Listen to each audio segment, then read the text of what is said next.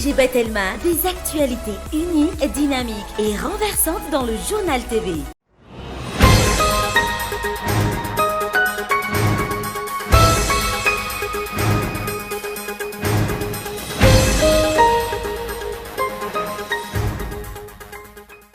Vaovao ny taona endrika fiainana vaovao no andraindrainy vahoaka malagasy amin'ity taona 2024 ity. Miandrandra vahaolana azo tsapain-tanana avy amin'ny mpitondra ihany koa ny amponina indrindra mahakasika ny lafiny sosialy. Raha ny antotanisa avy amin'ny ministera ny fahasalamam-bahoaka tao anatiny herinandro olona 70 no afantatra fanamony ainy 520 ireo olona voamarina fa mitondra ny valanaretina COVID-19 ka teo amin'ny faritra Analamanga avokoa ny 20 tamin'ireo tranga vaovao 770 kosa ireo sitrana soamantsara. Eo amin'ny maresaka iraisam-pirenena totosa tao Afrika Atsimo ny fanomezam-beloma farany nofo mangatsika ny archevêque Desmond Tutu tao amin'ny katedraly Saint-Georges noho ny valanaretina COVID-19 noferana 80 niatrika izany fanomezam-beloma izany noho ny fangatany fianakaviana. Hoarahantsika avy hatrany ny andinindininy izany.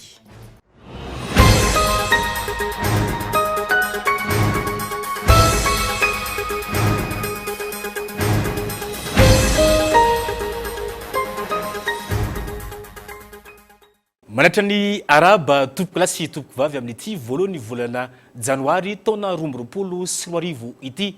Ankafaliana tanteraka no iarabana antsika mianakavy tratra ny taona 2024 engania ho taona zina sy feno fahasoavana ho antsika mianakavy ity taona vaovao 2024 ity. Hoentsika nybona ny fotoana ny fampahalalam-baovao amin'ity ariva ity. Vaovao ny taona endrika fiainana vaovao no andrendren'ny vahoaka malagasy amin'ity taona 2024 ity. Miandrandra vahaolana azo tsapain-tanana avy amin'ny mpitondra fanjakana araka izany ny mponina indrindra mahakasika ny lafiny ara-sosialy. Ndeha rahantsika ny matondra tsoratry Gaeton Andriatsilavo. Araba soa araba tsara navita iny taona 2024 iny ary nahatratra izao taona vaovao 2024 izao. Nandritra ny jeritodiky ny asa vita ho an'ny taona 2024 nataon'ny filohan'ny Republikan'i Madagasikara no nanolorany ireo tetikasa ho tanterahana amin'ity taona 2024 ity ary nitondrany ihany koa ny tenin'ny firarintsoa ho an'ny vahoaka malagasy rehetra amin'ny fahatratrarana ny taona vaovao 2024. Nanamafy ny filoha nandritra izany fa tsy maintsy tsy mitandrina ny olom-pirenena tsirairay avy manoloana ny firongatry ny valanaretina COVID-19. Araka ny tatitra ofisialy nanomboka ny 25 ny volana Desambra hatramin'ny 1 ny volana Desambra 2024 lasa teo, olona 70 no fantatra fa lavo ny valanaretina COVID-19 teto Madagasikara ary misy 520 ny tranga vaovao.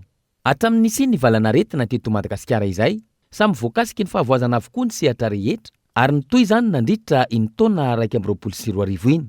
Vao maika iamafy izany raha mitoy izao fiparehan'ny valanaretina COVID-19 izao. Ankoatra ny fanamafisana ireo fepetra ara-pahasalamana, notsindrin'ny filohan'ny Republikan'i Madagasikara manokana ihany koa ny tsy maintsy andraisana fepetra ka hamahana ny olona ny jirama manoloana ny fahatapahan'ny jiro sy ny tsifo sy ny rano. Ekena hoy izy fa efa antitra avokoa ny fototra-fotrasa, antitra ihany koa ireo fantsina mitsinjaran'ny rano isaky ny faritra. Saingy tsy maintsy atao hoy ny filohan'ny Republika hatrany ny hamahana ireo olana ireo sy ny ampiena ny fitaraina ny mpanjifa, tsy ny fitarainana amin'ny fahatapahana sy ny voka-dratsy ateraka izany eo amin'ny fitaovana fotsiny ihany, fa eo ihany koa ny fitarainana amin'ny fandoavana vola izay mehopapana, tapaka lava ny jiro, ny rano, ny faktura nefa midangana, avo 2 na 3 eny rehefa tonga ny faran'ny volana. Ankoatra ireo rehetra ireo, tsy voafehy ny vidangany vidim-piainana, mbola maro ny faritra naharenesana fitarainana noho ny firongatry ny asandahalo. Ankoatra ireo voasokajy ho faritra mena hatr'izay. Mampitaraina ny maro ihany koa ny tsy fisian'ny rotsakorana vokatry ny fiovan'ny toetrandro ka tsy nahafahana nanaraka ny tsakany sy andavany ny tetiandro mpambolena. Mbola manjaka ary mahazo laka ny fanondranana ny tsokosoko ny harem-pirenena, ny kolikoly sy ny fanararaotam-pahefana, ny vonolona, ny fanolanana, ny ady hatrano amin'ny samy mpitondra ka manome ohatra ratsy ho an'ny vahoaka entina sy ny maro hafa. Vaovao ny taona, endrika fiainana vaovao no andrandrain'ny olom-pirenena tsirairay avy.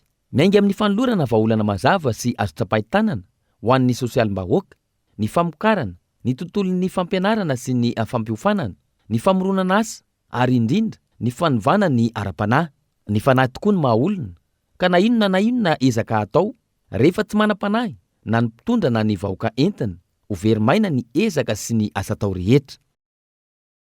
Amin'izao taona vaovao 2024 izao miaraba ny vahoaka malagasy rehetra natratra nyity taona vaovao ity ireo olon-tsotra filohana fikambanana mpanakanto solovam-bahoaka sendra ny mpanao gazety ny Kolo TVFM tamin'ity androany ity.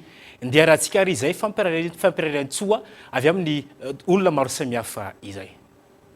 Lasa moa zay ny taona 2024 mitsidika ity ny taona 2024 rehefa tonga ny fotoana ohatr' zao ny tombavoatra zao dia firarian-tsoa ny sosiny tsarany mba hiditra ho azony isam-batan'olona ho isam-baravara ny isa-tokantrano eo amin'ny fiarahamonina eo amin'ny firenena ary dia mivavaka tsy ary raha maniry mitahian'Andriamanitra ny olona tsirairay avy anisan'izany mpitondra anatsara ny fiainan'ny vahoaka. Izay atao amin'ny AFAM ny Association des femmes handicapées de Madagascar dia faly miraba antsika malagasy rehetra natratra ny taona vaovao 2024 dia mirary soa antsika ahita fahombiazana amin'izay ataontsika rehetra amin'ity taona vaovao ity. Eto dia manararoatra miraba manokana ny namana sembana dia engene ka ny asa izay ataontsika ho fampiroboroboana ny zon'olona mana fahasembanana dia hitondra voka-tsoa koa amin'ity taona ity indrindra ny eo amin'ny resaka hoe fandaniana ilay vinavina ndalana ho an'ny olona mana fahasembanana dia mirary soa antsika rehetra. Voalohany indrindra aloha dia faly miaraba antsika mianakavy na hatrahatra n'izao taona 2024 izao.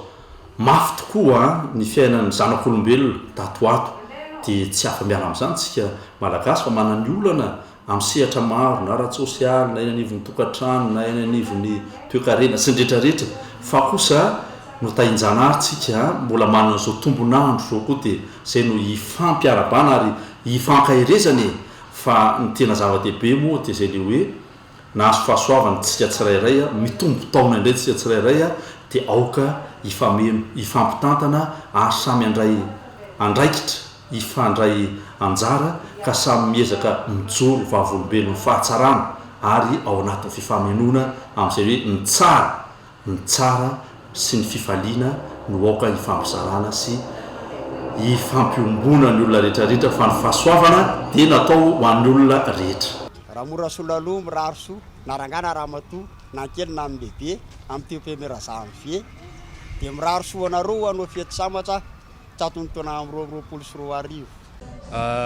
Miaraba ry sy mahita rehetrarehetra aloha miaraba natratra izao taona vaovao zao inona va ho taona zinao antsika rehetrarehetra ity dia inona va hitondra zava-baovao ty 2024 ity ho an'ny mpitantana sy ny mpitarika antsika dia mirary soa malagasy rehetrarehetra indrindrandrindra amin'izao taona vaovao zao irariana ho taona zina iala amin'izay ty aretina ty efa mamay be na fiainana sy ny rehetrarehetra dia mankahery ihany koa ny mpitantana sy ny mpitondra fanjakana satria mafimafy ihany resaka aretina sy ny resaka fitantanana eto no teneniko fa tsy resaka politika velively dia mankahery antsika rehetrarehetra dia izay pozitiva foana araka ny teneniko teo sika sape avy aty amin'ny tsoto.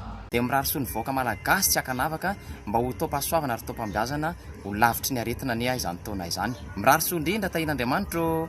Tsy latsa-danja ihany koa ny lafin'ny finoana amin'ity ankatoko ny fankalazana ny taom-baovao 2024 ity. Fianakaviana maro no isafidy ny hitsena ny taom-baovao tany amin'ny fotoanam-pivavahana tany am-piangonana ho an'ny andro nomaly sy tamin'ity androany ity fisaorana n'Andriamanitra sy fametrahana ny hoavy indrindra fa an'ity taona 2024 ity eo am-pelatanan'izy ray nahary no antony isafidian'ireo ankohonana maro ho an'ity taona ity mirosy ihany koa ny fanambadiana ho an'ny olona sasana tamin'ity androany ity. Toy ny fanaony maro isan-taona, fitaom-pivavahana tany am-piangonana no nitsenana ny taona vaovao 2024.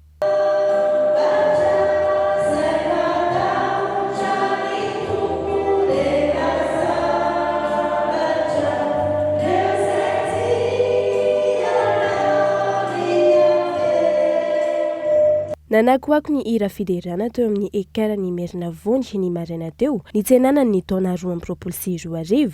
tsy nijanona tamin'ny lamesatsotra ihany izany. Niavaka ny voalohany volana janoary tamin'ny tsy taona ity noho izy andro asabotsy ka tao ireo olona nisafidy ny andray ny sakramenta ny habatemy sy ny mariage ary ny kominy voalohany.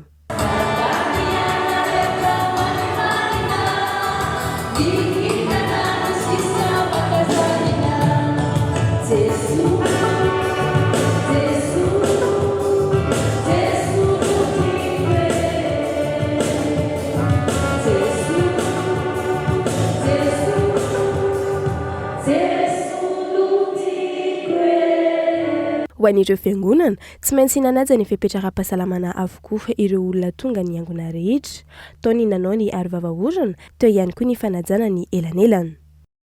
Fa makasika izay taom-baovao izay hatrany nangingina hoarina tamin'ny taondasa ny fitsenana ny taona vaovao 2024. Isan'ny antony tonga izany ny firongatry ny valinaretina Covid-19 eto amintsika ka nahatonga ny fidirana ao anatin'ny fahamelona ara-pahasalamana. Nanampy izany ihany koa ny ora mikija manderana ny iarivo manontolo. Io nasaina no tonga antsika ny antsipirian'izay.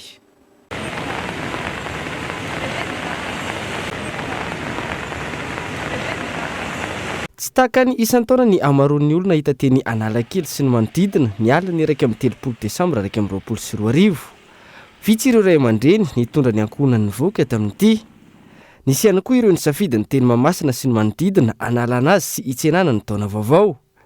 Isan'ny antony tsy namparisika ny olona ny firongatry ny valanaretina Covid-19 eto amintsika sy ny fipetranapetraky ny fanjakana manoloana izany, eo ihany koa ny fasahirana ny isan'ny tokantrano nampiny ny rotsakorana. So zay vao mandeha aty va mahafinaritra le aty aloha e. Tsara. Azo varantoa hoe vao tonga taty. Avesy zany nareo. Zay veny mba matana zakany. Ahoana ty aviorany ty ohatry nanimba biasa. Nanimba biasa izy fa tsy manakana zavatra izy zany raha hoe mifety aloha zany andana aty de tsy voasakana izy zany nininy. Hoe tsena le taona vaovao rapiso de niza niza tsisy masakana zany. Farany taona aloha ezana zay atsara azy na de hoe ao anatin'ny crise ary tsika de atao zay mahamety azy. Hatreto aloha tsisy budget manokana fa zay kely ananana no ampiasaina. Avy eto kapa de hitondra ankizy jerijiro any Antaninarenina de any Analakely any. Zay zao avy any ambanivohitra tena sahirana mihitsy. Ratsy ny lalana tena malama mba tovavalo. Zany hoe fa mba fanirin'ny ankizy moa zany le hoe mba ho aty e. Tsy de fahita firiny any ambanivohitra raha teo le izy de tsy maintsy hoe mba natao zay atongavana na de nanano sarotra ary. Vao amin'ity taona ity zay vao nakativa nitondra ny ankizy nakeny Antaninarenina, jerijiro. Napetrapetraka aloha ny tany nahandro sakafo ohatr'izany de efa ny andro maizimaizina kely vao nakaty dia nirehatra tsara ny jiro. Nikaikaiky vokatra izany ireo mpivarotra nanomana entana maro saingy tsy araky ny noheverina ny mpanjifa. Tsy araka. Tsy nitovy anisan-taona. Matao hatsaretana ny olona ao. Raha tsy avy ny orana da ny ray sasany eo na adiny roy dia lany moa avy ny orana dia rehefa tonga ny misasakalina dia moty. Eo amin'ny 20 litatra eo no zakany siny io. Tena tsisy olona mihitsy fa antsena zany tokony hoe andera ohatra hoe misy olona fa le olona zany le avy ny orana dia tsy mivoaka dia tsy zao hitanareo amin'izao ko mijoro fotsiny tena ny orana. Eny ohatr'izao zany matetika mba hoe mifanararotana kely hoe sitrany ay.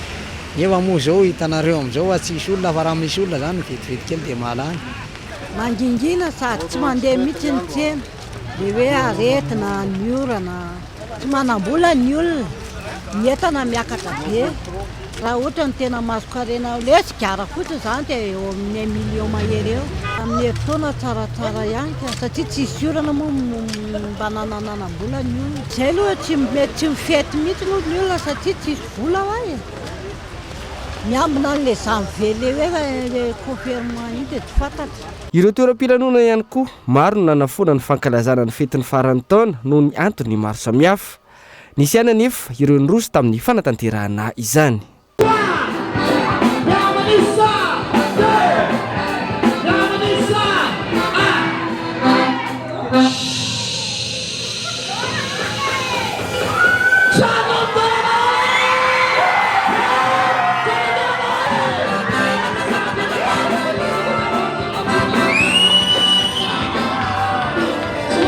Voazy ireo fipetra sakana toy ny tsy fioarany isan'ny olona zato isaky ny efitrano. dia manaraka ny fipetrasaram-pahasalamana satria tsy mihoatra ny olona zato ny anay ny tato a. Zay zany tsy nijeriny perte tsony fa ny anay nijeriny ho avy hoe manahoana no avy a dia mba hitohizany ity a ny raha amin'ny heritaona amin'ny fiainana milamina zany a dia zay zany nanovanay an'ity a fa zay zany tena nampirevy ny olona fotsiny sisa nataony tato a. Za aloha mino fa afa-pony olona e satria ny geste barrière voaja tsara, ny olona voky tsara. Isan'ny tsy namparisika ny ankamaroan'ny olona sasany hikorana ho an'ny faran'ny taona teo ihany koa ny fiomanana amin'izay mety ho tsy ampozana aorian'ny fety mandroana ity fitombon'ny olona mitondra ny valanaretina Covid-19 ity. Eo ihany koa ny fiavian'ny maitso ahitra sy ny ofiakaran'ireo vidiny entany ilaina amin'ny fiainana andavanandro, ny rivodoza sy ny sisa ka samy mailo sy mitsinjo ny vody andro merika ny isan-tokantrano. Izay ny tapany voalohany teto anivo ny fampahalalam-baovao isento vetivetsika ato anatin'ireto dokavarotra ireto rehefa avy eo ary.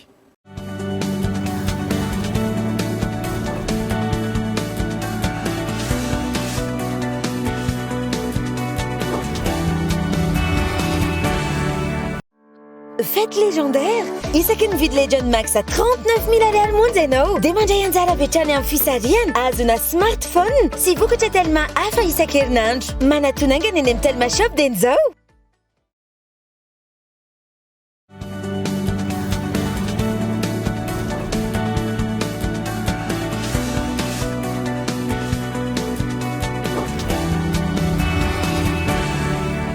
Tavaverina eto anivon'ny fotoana ny fampahalalam-baovao ao anatin'ny tapany faharoa sika mianakavy tompolasy tompobavy ko mbola saiko ampanajana hatrany ianao anaraka zany hatramin'ny farany mahakasika ny fivoaran'ny valanaretina Covid-19 eto Madagasikara raha ny antotanisa avy eo anivon'ny ministerany fahasalamam-bahoaka tao anatin'ny herinandro olona 700 no fantatra fa namon'ny aina raha toka 520 sy 100 sy 200 ireo olona voamarina fa mitondra ny tsy mikaretina Covid-19 teto amintsika ka teo anivon'ny faritra Analamanga ny ankamaroan'ny izay 770 sy 200 sy 10 kosa ireo sitrana somatsara ny la Ranefson. Nanomboka ny 25 Desambra hatramin'ny 1 Desambra lasa teo, olona 700 no fantatra fa lavo ny valanaretina Covid-19 teto Madagasikara raha ny antotanisa navoakany teo anivon'ny ministerany fahasalamam-bahoaka androany. Tamin'ny fitiliana miisa 420 sy 200 sy ariary, olona 520 amin'ny sy 200 no voamarina fa mitondra ny valanaretina Covid-19 manerana ny nosy ka teto amin'ny faritra Analamanga ny 20 sy 100 sy 10 tamin'izany. Manaraka azy ny faritra Vakinankaratra izay nahitana tranga 20 amin'ny tao atsimo andrefana ny 920, Dianany 120, 420 tao Anosy, 320 tao Vatovavy Fitovinany, 230 no hita tao Antsinanana, 570 sy 200 amin'izao no olona nahitana tranga fahasarotana, miisa 770 sy 200 sy 10 ny isan'ny olona sitrana raha ny antotanisa navoaka ny ministerany fahasalamam-bahoaka hatrany. Amin'izao, efa tafakatra 720 fango 70 isanjato ny tany fahasitranana eto Madagasikara. Hatreto, roa fango 300 kosa ny tany fahafatesana eto Madagasikara vokatry ny valanaretina Covid-19. Fa makasika izay fety izay hatrany no ifantoka anatin'ity fotoana ny fampahalalam-baovao ity tompoko lasy tompoko vavy niakatra ny vidin'ny akoho sy ny gana tamin'ity fety ity raha ny fanazavan'ireo mpivarotra nanaovana fanadiadiana. Ny antony izay dia ny fiakaran'ny etra takily amin'ireo akoho niakatra hoeto Antananarivo renivohitra indrindra zany fa dia ny akoho gasy izany. Ankilany nandehandeha ihany ny tsena raha ny fanazavan'ireo mpivarotra hatrany. Niakatra avokoa tamin'ny tsihy ny vidin'ny akoho sy ny gana. Ho an'ny akoho, ny fampiakarana ny etra takina amin'ny akoho any am-potony hoy izy ireo no nampiakatra ny vidin'ny akoho. Eo ihany koa ny fampiakaran'ny tompony entana ny vidiny antony efa miakatra hoy izy ireo ny vidim-piainana. Velotaraina manoloana ny fiakaran'ny entana ireo apaka entana izay miteraka fantiantoka ho azy ireo. Zany taminay maka entana any ambanivohitra tany soavinandrina ny tasy zao zay maka efa 70 ny aloha amin'ny akoho anankiray ary amin'izao zao tao anatin'ny 2 volana angamba zay dia lasa 700 ny aloha amin'ny akoho anankiray. Tsy maintsy aloha zay fa misy barazy fa tsy afaka eo ianao raha tsy mandoa an'izay dia lasa manaliny maromaro zany no alohanay amin'iny akoho iny. Nefa tsisy tombarotra be hoe 700 amin'ny anankiray fa raha mahazo tombony amin'io zao 500 dia safia zany 100 mbola angalana frais ninina meny an-dalana dia tena tsy zakanay mihitsy zany le 700 le restourna tena nahena taloha zay mitondra 20 sobika, amin'izao 3 sobika sisa no entinay. Nefa zay olona roa miaraka any fa tsy vitan'olona ray any. Ny tombo ihany koa ny vidin'ny gana tamin'ity iarahany fanazavana ireo mpivarotra. Gana zany tamin'ity somary tsara satria maina le tany dia tsy dia misy izy dia tsara ny vidiny tamin'ity raha tsy enana ganagana. Niakabidy zany izy niakatra 3 alina zao vidiny gana anankiray teo amin'ny 2 alina teo tamin'ny andavananandro zany. Tena zany le mpandrivatra sy misaina koa le olona amin'le hoe sao dia hidinay raha vao vita le fety ohatr'izany dia somary mitsindro. Somary miena fa tsy ohatry ny isa-taona zany milatsaka dia milatsaka mpividy. Gisa zao manodidina ny eo amin'ny 5 alina eo zany ny kely indrindra dia eo amin'ny 7-8 alina eo ny lehibe indrindra ny gisa. Dia vorotsiloza zany ny vavy 300 dia lahy eo amin'ny 600 eo 500 mahery eo. Misy amin'ireo tokantrano maro no mbola mahavidy gisa sy vorotsiloza atao laoka rehefa fety toy izao. Saingy ao ireo tsy mahatakatra izany intsony ka voatery tsy maintsy mividy mora. Manimba ny tsena hoe ireo mpivarotra ny fiakaran'ny vidin'entana rehefa akatoka ny fety toy izao. Amin'izao zany le vorona zao lasa lafo vidy be rehefa ohatsy ny vorotsiloza zao 600 000 ny lahy dia 400 000 ny vavy dia le olona nefa misy tsy mahazaka an'le prix dia lasa miverina anatin'ny hitanao mihinana an'le poularde reny ny olona satria mahatin'le poularde le prix an'le akoho gasy fa ny prix an'akoho gasy lasa lafo be dia aleon'ny olona mihinana poularde 100 000, 125 000, 115 000 dia aleon'ny olona mihinana an'ireny. Ho an'ireo mpamola akoho sy vorona, niakatra ihany koa ny vidin'izany hoy izy ireo noho ny antony maro samihafa. Misy rano efa misy rano mafana fa mahatonga le izy le pompe amin'izao maty dia jalo be zay amin'le rano mahatonga le izy miakatra amin'ny famolosany. 5 000 dia ny gana 2 arivo dia ny gisa 4 arivo dia mitovy ny vorotsiloza sy gisa. Tsy nandeha ankilany ny tsena tamin'ity taona ity raha ampitahana tamin'ireo taona maro ny fanesy raha ny fanazavan'ireo mpivarotra ary voatery tsy maintsy nahena ihany koa ny entana namidy tamin'ity fety ity. Erika fanampiana vaovao no noraisin'ny commune Amboditrimo ho an'ny vahoaka sahirana ny fanamboarana sy ny fanavaozana ny trano fonenan'ireo mponina tena sahirana. Ekena fa sarotra ny fiainana raha ny fanazavana ka ilain'ny mponina ny fanampiana ara-tsakafo saingy manandanja lehibe kokoa ny fandorona azy ireo ny fododrafitrasa maharitra entin'izy ireo miatrika ity taona vao 2020 sy 2020 ity. Gaetan Andriatsilavo. Vaovao ny taona, vaovao ihany koa ny trano fonenana ho an'ireo fianakaviana eto amin'ny fokotany Ambotsiro commune Amboditrimo ireto. Tafo sase, simba ny rindrina sy ny ao anatiny vokatry ny rano ity trano ity teo aloha. Valo mianaka izy ireo no moninato ary tsy salama ny zaza iray. Antony safidianan'ny commune sy ireo mpiara-mombonantoka ny fanavaozana sy ny fanatsarana ny tranon'izy ireo. Vaovao taona moa tena faly dia faly satria sady misy anasa vaovao misy anazazakely vaovao ihany koa dia tena amina faliana lehibe no misy anana taona vaovao. Zava-dehibe ny fanampiana ara-tsakafo sy ny fanomezana amin'izao taona vaovao izao. Manandanja bebe kokoa noho izany ny fananana fotodrafitrasa maharitra hoy ny ben'ny tanàna. Raha ohatra hoe fotsim-bary sy menaka foana no aterina dia lany ray andro sy 2 andro foana. Dia ny eritreritry zay ndao tsika rangahy angataka fiarah-miasa amin'ny ireo malala tanana foana. Ny président fokotany niara-niresaka taminay tamin'izay sy ny ekipa mpiara-miasa amin'ny commune hoe andao rangahy tsy avadikitsika sakafo tsony aloha ny fanomezana rehefa fety fa andao ataontsika trano. Dia ty trano ty zany ngamba niarana hiditsika fa tafo bozaka kely dia ny saromana sase zay sary tonga tao aminako mihitsy dia nandefa ny ekipa nidina nakaty nanamboatra anazy dia io izy izao efa niverenana tafo vaovao sy trano lokona mba tsy dia mahamenatra ny tompo-trano ohatrany efa fandanjaranja amin'ny anareo rehetra amin'izay kosa ilay trano eto amin'izao fa tsy dia misy trony hoe dia tsy fandanja.